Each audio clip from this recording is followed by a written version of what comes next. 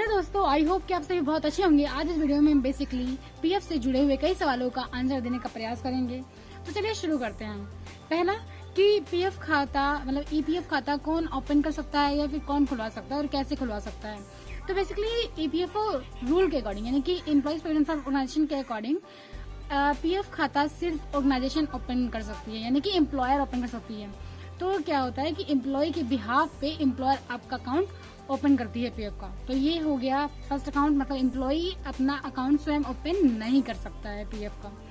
Second ये है कि पीएफ खाते में पैसे कैसे जमा होते हैं। तो बता दें कि अगर आपका पीएफ अकाउंट है तो ये आपको पहले से पता होगा, अगर नहीं है तो ये है कि जब आपकी जॉब लग जाती है, आप काम कर रहे होते तो आपकी सैलरी में से मतलब कि पर मंथ की सैलरी में से कुछ percent of amount, generally 12% amount होता है, सैलरी स्वयं कट जाता है, मतलब कंट्रीब्यूशन स्वयं आपके अकाउंट से डिडक्ट हो जाता है। वो अमाउंट एम्प्लॉयर जमा करता है आपके पीएफ अकाउंट में on behalf of you. Okay, तो ये अकाउंट में आपको कहीं डायरेक्टली पैसे लेकर किसी बैंक में जाना नहीं पड़ता है या फिर किसी ऑर्गेनाइजेशन में जाना नहीं पड़ता, ये डायरेक्टली आपके जमा हो जाते हैं, एम्प्लॉयर जमा करता है आपके बिहाफ में। तीसरा ये है कि क्या पीएफ अकाउंट के बैलेंस से घर बनाया जा सकता है। तो इसका आंसर बहुत सारे कांस्टेंट पर डिपेंड करता है कि बेसिकली क्या आपकी सैलरी कितनी है, क्या आपने 5 साल की जॉब को मतलब कंप्लीट किया है कि नहीं किया है, क्या आप रिटायरमेंट के वक्त पैसा निकाल रहे हैं, तो क्या सर्कमस्टांसेस ये डिपेंड करता है। अगर हम जनरल रूल की बात करें तो ये है कि अगर आपने 5 साल की सर्विस पूरी कर ली है तो आप अपनी सैलरी का मतलब पर मंथ जो सैलरी है उसका 36 टाइम्स ले सकते हैं। साथ में आपने जो कंट्रीब्यूशन किया होगा ईपीएफ में और एम्प्लॉयर ने जो कंट्रीब्यूशन किया होगा आप उसको भी विड्रॉ कर सकते हैं at the time of purchasing your on house, मतलब कि जो बना बनाया हो। लेकिन अगर प्लॉट ले रहे हैं तो वो सिर्फ 26 टाइम्स अप्लाई होता है आपकी पर मंथ सैलरी का। फोर्थ ये है कि बेसिकली ईपीएफ से पैसे कब निकालने चाहिए।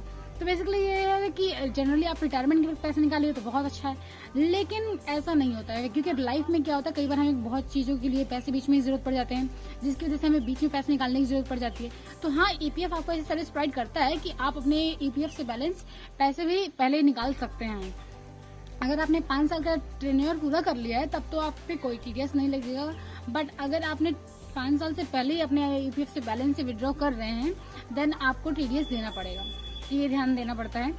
अब बताती है कि पीएफ खाते में पैसा निकालते समय किन किन बातों का ध्यान रखना चाहिए। तो आई होप कि मैंने ये कवर कर ही लिया होगा उसमें, क्योंकि ध्यान इसी बात को देना चाहिए कि आपकी सर्विस पूरी हुई है कि नहीं हुई है, और अगर नहीं हुई है तो बेसिकली आपका जो पैन कार्ड है वो लिंक है कि नहीं लिंक, ताकि आप डिडक्शन से थोड़ा बच सकें। तो इन बातों का हमें ध्यान रखना चाहिए पीएफ खाते में पैसे निकालते वक्त। एंड क्वेश्चन ये है कि पीएफ अकाउंट इनएक्टिव कब हो जाता है। तो बेसिकली अगर आपने जॉब छोड़ दी है, ट्रांसमिशन मतलब रिजिग्नेशन ले लिया है, लेकिन आपने अपने अकाउंट को सेटल नहीं किया है, तो उस केस में भी आपका अकाउंट इनएक्टिव हो जाएगा अगर आपने ज्यादा दिनों तक के लिए छोड़ दिया है। मान लीजिए अगर आपने रिटायरमेंट हो गई है आपकी और रिटायरमेंट के बाद आपको अकाउंट सेटल कर लेना चाहिए था, लेकिन अगर आपने 3 साल के अंदर अपना अकाउंट सेटल नहीं किया है तो उस हालात में भी 3 साल के बाद आपका अकाउंट इनएक्टिव हो जाएगा।